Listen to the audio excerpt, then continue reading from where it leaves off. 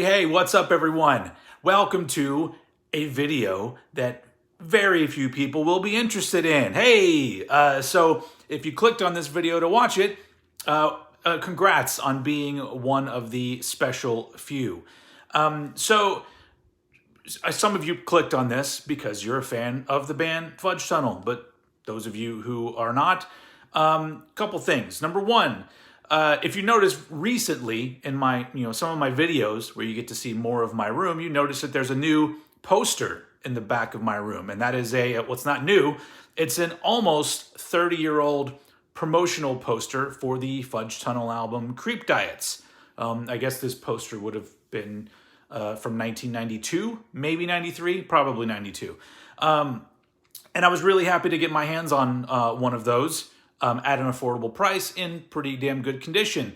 The reason why I bring this up is because I wanted one of these posters. I don't buy a lot of posters because there's not a lot of bands that are that important to me personally where I just want to get all sorts of shit from them. Like I have my favorite bands, and it ranges from me being fanatical to me being like, I really like this band, I'm going to get all their albums. But then there's a band like Fudge Tunnel that not only are they one of my favorite bands, but they are a ridiculously important band to me as a musician, as a music fan from where I went from when I discovered them in the early 90s. And the second thing I was going to say is, if you haven't already seen it, I actually did a Bands You Should Know episode on Fudge Tunnel. So this isn't going to be me talking about the history of the band or what I think of their particular albums, because I kind of already did that. This is going to be me going through my Fudge Tunnel collection, which, for those of you who know them, you're probably like, well, how much shit can this actually be? I got quite a few things because, sure, they only had 3 actual albums, but this was the first band where I actually went and decided, you know what, I want to get one of everything. So I did, except for one oddity that I'll talk about later on in the video, but I got everything on vinyl that I could get, and then everything else that I could find, I got on whatever format seemed most interesting, whether it be CD or cassette. We're even going to talk about some MP3s or whatever, I guess, form they would be from the internets once we get to the very end. But I would say that when it comes to bands, my Fudge Tunnel collection is the most complete of any band that I have. So I'm very excited about it. So I just wanted to share it with you guys. And those of you who are here, thanks for joining me. So let's just go ahead and dig in. We're going to go chronologically from their first release all the way to the most recent shit. First off, we got their very first 7-inch EP, the Fudge Tunnel EP on Pig Boy Records. Has 4 tracks on it, 2 on each side. And it's, when it comes to Fudge Tunnel, it's the more raw sounding Fudge Tunnel. It's a little bit more punky than what they would wind up being. But there you go. There's that little logo, which you'll see later on another release. And then on the other side, it's got the songs and the band name and what have you. But it's a pretty damn good debut EP from a band that would greatly influence me. Now, I wouldn't hear them around this time. I wouldn't hear them until a few years later. But it's a damn fun release.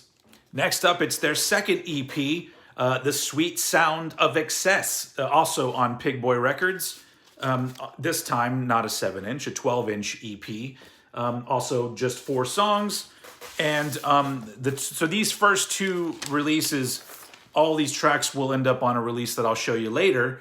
But this one, and this particular image, pay attention to that image because you'll see it a little bit later also. And then on the other side, we have a nice teddy bear.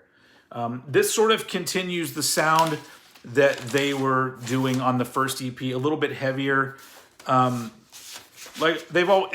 was always a noise rock element from day one, but gradually they just got heavier and heavier. So this just continues in that style. And another fucking amazing EP. I don't need to say what I think about these. Apparently I love all of these because I wanted to get all this shit. So there you go, Sweet Sound of Excess. And that brings us to their debut full-length album, Hate Songs in E Minor, on Earache Records. And this is an old school 1991 copy. I haven't been saying any dates. So the very first EP is from 1989, second one is from 1990, and this one, full-length, is from 1991. And we'll be looking at another version of this a little bit later, but this album is great. This is... like I said, it just gets heavier. There you go. Pause that and read that if you want to. And then you got the song titles on the other side. And yeah, fucking great album.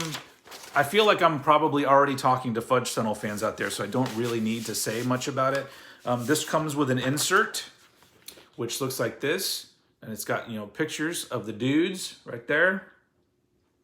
Like those cool, that's like the pictures from the 90s that I miss. Those weird sort of double exposure, or whatever you fucking call them. I'm not a photographer, so I don't know, but there was a lot of that shit in the 90s.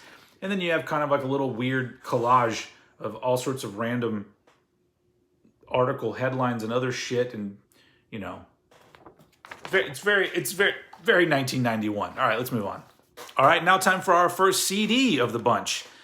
The Sunshine of Your Love promo CD single on Earache.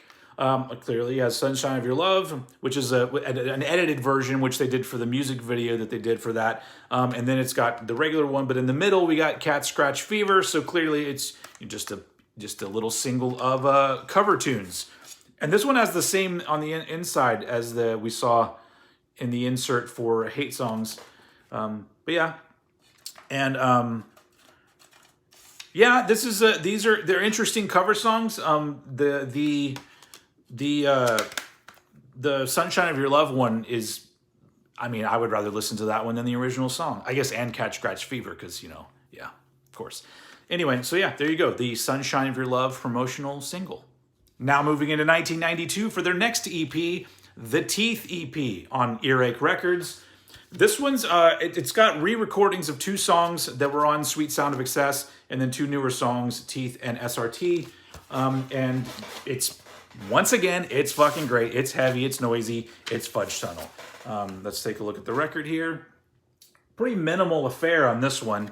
It's an image there, but it's, that is a thing that, maybe that'll come back around, where the bands are just like, we're just going to use these weird, blurry, out-of-focused photos. Maybe some bands, I guess, still do that. I guess it hasn't gone away, but it really does take me back to the 90s with a lot of these kind of images. But yeah, great EP, the Teeth EP. Staying in 1992, but heading back over to Pig Boy Records for the Fudge Cake, I guess, compilation. This basically puts together the first 2 EPs in one package. And there you go, like as it says right there, those 2 that I showed you earlier. So you're not getting anything new here. The interesting is my copy has this this sort of catalog kind of thing, which I guess it's like, Sub Pop and then Noise Amphetamine record stuff. That's pretty interesting. The stuff that you find when you buy old copies of stuff. Let's take a look at the record. There's no insert on this one. It's bare bones. But this one was a big deal for me because this was the second thing I ever heard by them. We're going to get to the first one I heard. But I for some reason, I really gravitated towards this more raw version of their sound. And I think it's because around this time, I was also starting my first band and wanted to make music like this. I didn't really go into that very much. That's a big reason why they're important to me, because they're the kind of sound that I wanted to hear. I talked a little bit about this on my Bands You Should Know episode. But, when I was starting my first band, yeah, I didn't make any music quite like this, but this was a big influence on the kind of band I wanted to be in. So there you go, Fudge Cake. All right, staying right here in 1992, overseas, meaning not in America, the band were still on Earache Records, but over here in the States, they got signed to a major, which was Columbia Records, and this promo cassette was released, an advance cassette of songs from their forthcoming album, Creep Diets. This only has, 5 songs on it? Yeah, it has 5 tracks. You can see there the 5 that are on there if you're interested. It's like basically half the album. But yeah, it's just an advanced cassette with the same, I think it's the same thing on both sides of this cassette. And then also like this, obviously this was the poster I showed you earlier. And this whole thing, this will kind of end up again in something that I show you, the artwork and whatnot. Yeah, not a lot to say about this. It's an advanced cassette of an album that we are now going to talk about. Creep Diets, my introduction to Fudge Tunnel. This is obviously Earache Records because there wasn't a vinyl version released in the U.S. on Columbia, so this is just Earache, and this is an old school. Well, I don't think they've ever done a re-release of this, probably because it's tied up in the whole major label thing. But this is an OG copy, as I said, this was the first time I heard the band, and they were very influential and have remained influential on me with the music that they made and the kind of music that I like to make. There you go. Fudge Tunnel on that side. Once again, little cool image on the other side. But this album to me is, it's my favorite Fudge Tunnel album. I guess it was the first one I heard, so I guess that's kind of how it works. And there's no insert in this, is there? There isn't. Great album. Yeah, still holds up today in my opinion. Creep Diets, let's move on. Moving into 1993, but staying on the Creep Diets album cycle, the single for Grey. Hey, look, there you go. There's that image again. This is the CD single for Grey. And once again, see, it's got that same thing inside of it that advanced cassette had. And this is a Columbia Records release. Can you see that? Can you see that? And literally all it has is Grey, the album version, and Grey, the edited version, which was for the music video, which if you watch my bands, you should know, I'm all like, there was this other version of the Grey video. Tell me I'm not crazy. Well, somebody finally released it. Maybe I'll put a link down in the description to that version of the video, because that's how I discovered this band with this particular song. So there you go, the Grey CD single. Next up, the 10% CD single, also on Columbia. This one has 10%. There wasn't a video made for it, but then it's got their cover of the Black Sabbath song Changes, which is very different than the Black Sabbath version. But there you go. There's the dudes there. And the thing I like about the artwork on this too is that it's the 10% thing is all about like them having management. It's like signing deals with management or labels or whatever. And then on the very back, it looks like it's the bottom of some sort of agreement that they were supposed to sign. And if you look, Alex Newport did not sign it. So I was like, that's pretty fucking cool. Anyway, the 10% single. Okay, so now it's 1994, and the band is no longer on Columbia Records, because guess what? They didn't blow up and become the next Nirvana. So they're back on Earache everywhere, and they released this album, The Complicated Futility of Ignorance, their last full-length album, their heaviest full-length album. I don't need to go into this. I did that on my Bands You Should Know, but this album's great. This one is a grower to me, because I remember at the time I didn't like it a lot. I liked things about it, but over the years it's become one that I'm just like, how the fuck could I not be into this? Because it's fucking great. But yeah, it's the heaviest the band ever got, and it's a fucking killer album. What can I fucking say? These are all great. So yeah, Complicated Futility of Ignorance. Sometimes that's hard to say. I'm not done. Let's move on. Okay, the last 7-inch we're going to be looking at is the Joy of Irony single, which Joy of Irony is on Complicated Futility of Ignorance. And this has a cover song on side B, the song Rottweilers by the band Nerve Rack, which was a really short-lived post-punk band from England. And let's take a look at it. So this would be I guess the band's last release when they were still a band. And then, it's pretty basic with the artwork there, but, yeah, Joy of Irony is a great song. And, I guess it's interesting to me that the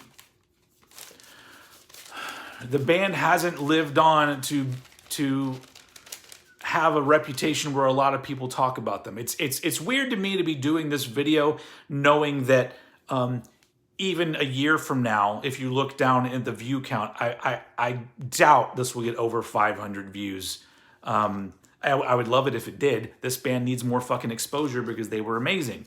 So there, Fudge Tunnel's last 7-inch, but no, I'm still not done. In 1995, Earache Records released this compilation, in a word, Fudge Tunnel. And this is a compilation of both of their John Peel session performances and some live stuff and a couple unreleased things. One of them being the song Sweetmeat, which was recorded back in the early days but never released. This one has a little old school Earache postcard in it, if you want to write to them for a catalog. But it's got a photo collage on the inside and then another collage. You fold it out. Pretty sweet. But this is a fun release, especially if you're a big fan like me, because I always like hearing the Peel session recordings. And, you know, I'll always be into hearing whatever live performances I can hear of them, because there's not a lot of them. Still not done. Now we're going to talk about a couple things that you can just go right now and download if you want to. Last year in 2020, there appeared a second Fudge Tunnel Bandcamp page, because there is a fudgetunnel.bandcamp, but that's connected to Earache and it has the Earache stuff on it. But there's a new one that's fudgetunnel1.bandcamp.com. I'll put a link to that down in the description. And it appears that the band themselves are putting out a few little things. And the first one was this live compilation, which is called Best of the Desk, Volume 1, Live in Europe 1993. And that's exactly what it is. A bunch of different live performances from 1993 put together for your listening pleasure. Name your price. Go pick it up. And then this year, 2021, they released a second free or name your price live release on their Bandcamp page. And that one's called Sloppy Noise Rock, which is all recordings from 1989, 1990, 1991, I believe, before they were signed to Earache. So it's early live performances from them. So head on over to their Bandcamp. I think they have other shit that you can buy there too. So throw some money their way and download these cool live recordings. And that brings us to the last thing I'm going to talk about from my Fudge Tunnel collection. Man, this was much longer than you thought, huh? This just came out this year. This is a reissue of Hate Songs in E minor. There was some basic reissues, and then I decided to get this one, which is an inverted color version of the artwork. Although it's interesting because all of the fonts are different. That's a different font. All this on the back is a different font. And on the inside, you still have this. Now it's an inner sleeve. It's not an insert. And then you have that collage, but you don't have the band photos. And then I got the orange vinyl version just because I was like, oh, that's a nice color. Anyway, a little bit more going on with the Fudge Tunnel logo, I guess, on there. So normally I'm pretty pleased with Earache's reissues of stuff. But I played this back to back with the original vinyl version, and this one is noisy as fuck. And not only that, because it's their, I guess, the full dynamic range thing that they do, you got to turn it up more to get it to be loud, which I have no problem with that. But the vinyl is so noisy that you turn it up, and it's just more. I guess it goes good with the noise rock band like Fudge Tunnel. I'm glad I got it. But I'm probably not going to listen to it again. It goes in my collection, and if I want to listen to Hate Songs, if I'm not streaming it somewhere, I'm going to be playing my OG vinyl version because it sounds much better. But, you know, I'm glad that they're still giving this band some attention because they deserve it, which is why I'm here doing this. That's it. That is my Fudge Tunnel collection. Sorry for my noisy chair. But all my money goes towards this shit. I ain't got money to upgrade my chair, folks. I'm sorry. But yeah, thank you for joining me for this. It's just pretty much a self-indulgent kind of thing, just because I'm excited that I have what I consider to be fairly complete Fudge Tunnel collection. The one oddity that I do not have that one day I hope I will have was there was a promotional version of see what I'm saying? It's hard. Complicated Futility of Ignorance on cassette that came in a giant Tootsie Roll container that said Fudge Tunnel, and it came with like a poster and a t-shirt. Always on the lookout for that. Somebody on Discogs has one, but the poster is torn to shit. So, yeah, sorry, I'm not gonna buy that. If anybody has one or knows of one, drop me a comment, and I'd be happy to add that to my collection. But other than that, I got pretty much everything. So yeah, please comment down below. Are you into this band?